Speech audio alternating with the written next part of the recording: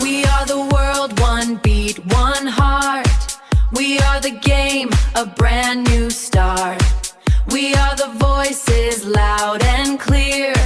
Together now, the moment's here. ዓለም በጉጉት የሚጠብቀው የዓለም ዋንጫ ፍጻሜ ሊካሄድ ሰዓታት ብቻ ቀርተውታል።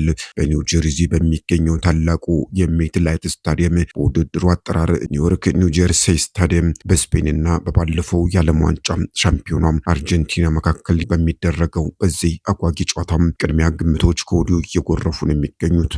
ዓለም ስለዚሁ የፍጻሜ ጨዋታም ስለ ውድድሩ ብዙ እያለን የሚገኘው። ሰላም የምንወዳችሁና የምናከብራችሁ የግሎባል ኒውስ ተከታታዮቻችን ስለተጠባቂው የስፔንና አርጀንቲና ፍልሚያ ማን ያሸንፋል የዓለም እግር ኳስ ተንታኞች የተለያዩ መላምቶችን እያስቀመጡ ነው የሚገኙት። በዓለም ዙሪያ ምን እየተባለ ነው እንነግራችኋለን። እንደዚሁም ከጨዋታው በፊት በስታዲየሞች አካባቢ የደጋፊዎች ስሜትና ስነ ልቦና ምን ይመስላል መረጃዎችን ከዚያም ማሰባስበናል እንነግራችኋለን። ዛሬ የሚደረገውን የ2026 የዓለም ዋንጫ ታላቅ ፍጻሜ ለመታዘብ መላው ዓለም በጉጉት ላይ ነው የሚገኘው። ጨዋታው ሊጀመር ጥቂት ሰዓታት ብቻ ሲቀሩትም በዓለም አቀፍ ስፖርት ቤተሰብ በሚዲያዎችና በደጋፊዎች ዘንድ በሰፊው እየተነሱና መነጋገሪያ የሆኑ ጉዳዮችም በርካቶች ሆነዋል።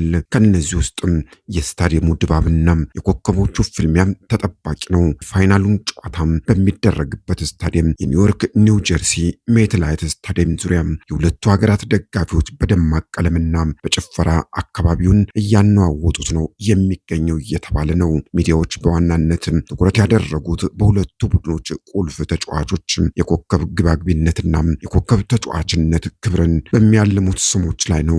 የትኛው ታክቲክና የትኛው ኮከብ ተጫዋች ሀገሩን ወደ ክብር ያደርሳል የሚለው ትልቅ መነጋገሪያ ነው። ለመሆኑ የባለሙያዎችና የትንታኔ ሰሪዎች ግምት ምን ይላል እንነግራችኋለን። አብዛኞቹ የስፖርት ተንታኞች እንደሚሉት ከሆነም ጨዋታው እጅግ ተቀራራቢና ጥንቃቄ የተሞላበት ይሆናል ተብሎ ይጠበቃል። በአንድ በኩል ያለው ጠንካራ የመከላከል መስመርና በሌላ በኩል ያለው ፈጣን የመልሶ ማጥቃት ስልት የትኛው ያሸንፋል የሚለውን በሰፊው እየተተነተነበት ነው የሚገኘው። ጨዋታውንም አጓጊ አድርጎታል። ጨዋታው እስከ ጭማሪ ሰዓት አልፎ ተርፎም እስከ መለያ ምት ሊሄድ ስለሚችል የአሰልጣኞቹ ታክቲካዊ ለውጥና ከቀያሪ ወንበር የሚነሱ ተጫዋቾች ጨዋታውን ሊቀይሩት እንደሚችሉም ከወዲሁ ትንበያዎች እየወጡ ነው የሚገኘው። ታሪካዊ ስኬትና ሪከርዶችን በማስመዝገብ ረገድ በኩልም ስንመለከት አንደኛው ቡድን ዋንጫውን ለመጀመሪያ ጊዜ በማንሳት አዲስ ታሪክ ለመጻፍ ወይስ ደግሞ ሌላኛው ቡድን የቀድሞ ክብሩን አስጠብቆ ታሪክ ለመድገም የሚጫወቱት መሆኑ የውይይቶቹ ማድመቂያም ሆኗል። We are the world, one beat, one heart. We are the game, a brand new start. We are the voices, loud and clear. Together now, the moment's here.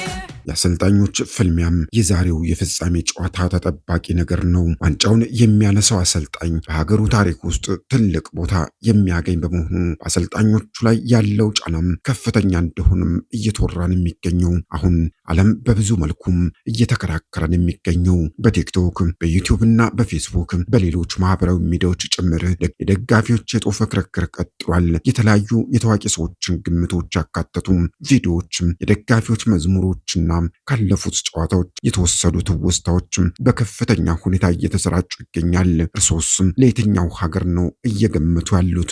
ጨዋታው በምን አይነት ውጤት የሚያልቅ ይመስለውታል? ግምቶን በኮመንት መስጫ ሳጥን ውስጥ ያስቀምጡልን።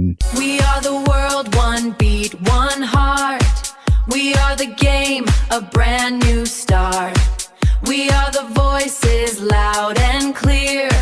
Together now, the moment's here. የዓለም አቀፍ ስፖርት ተንታኞች የውድድር ተቋማትና የሰው ሰራሽ አስተውሎትም ትንታኔዎችን ጨምሮ በአሁኑ ሰዓት ቅድሚያ ግምቱን ለአርጀንቲና እየተሰጣት ይገኛል። ሁለቱ ሀገራት ለሚያደርጉት ታላቅ ፍልሚያም የፍጻሜ ጨዋታ የተሰጡት ዋና ዋና ምክንያቶችና የኃይል ሚዛኖችንም ስንመለከት ደግሞ ለምን አርጀንቲና ቅድሚያ ግምትን አገኘች የሚለው ጥያቄ ወደ ብዙዎቻችን አእምሮ ውስጥ ሊመጣ ይችላል። የልምድ ብልጫም የአርጀንቲና ብሔራዊ ቡድን በቅርብ ዓመታት ትልቅ የፋይናል ጨዋታዎችን የመጫወትና የማሸነፍ ከፍተኛ ልምድ አለው። ይህ የአሸናፊነት ስነ ልቦና ዊኒንግ ሜንታሊቲ በጭንቀት በተሞሉ የፋይናል መድረክ ላይ ትልቅ ጥቅም ይሰጣቸዋል ተብሎ ይታመናል። ቡድኑ መናበብና ጥንካሬንም ስንመለከት ደግሞ ቡድኑ በአንድ ላይ ለረጅም ጊዜ የተጫወተ በመሆኑ የተከላካይ የአማካይና የማጥቃት መስመሩ በሚገባ የተሳሰረ ነው። በተለይ ወሳኝ በሆኑ ሰዓታት ጨዋታን የመቆጣጠር ብቃታቸው የላቀ ነው። አርጀንቲናዎች በሌላ በኩል ደግሞ የስፔን ብሔራዊ ቡድን ስብስብን ስንመለከት ፈጣንና ማራኪ እግር ኳስን ያሳዩናል ተብለው በብዙ ይጠበቃሉ።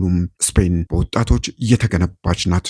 እጅግ ፈጣንና ማራኪ የኳስ ጥበብን፣ ፖዚሽን እግር ኳስ የሚያሳይ ቡድን ነው ብሎ መናገር ይቻላል። እስከ ፍጻሜው ለመድረስ ያሳዩት አቋምም እጅግ አስደናቂ ነበር። በተቃራኒው ደግሞ የልምድ ማነስ ስጋትም እንዳለባቸው ይነገራል። ቡድኑ ብዙ ወጣት ተጫዋቾችን የያዘ በመሆኑ እንደ አርጀንቲና ካሉ መጋጠሚያዎችን በሚገባ ከሚያውቁና ጨዋታን ከሚያረግሱ ተጫዋቾች ጋር ሲጋጠሙ በጉልበትና በብልሃት ሊበልጡ ይችላሉ የሚል ስጋትም አለም።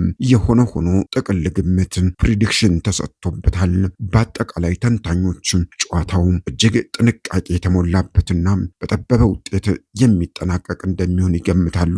በዚህም ለአርጀንቲና የማሸነፍ እድል 55 በመቶ እንደዚሁም ለስፔን የማሸነፍ እድል 45 በመቶ ተሰጥቷቸዋል። ብዙዎችም ጨዋታው በ90 ደቂቃ ካልተጠናቀቀ አርጀንቲና በልምድ የመብለጥ እድሏም ሰፊ እንደሚሆንም ይነገራል። We are the world, one beat, one heart. We are the game, a brand new start. We are the voices loud and clear.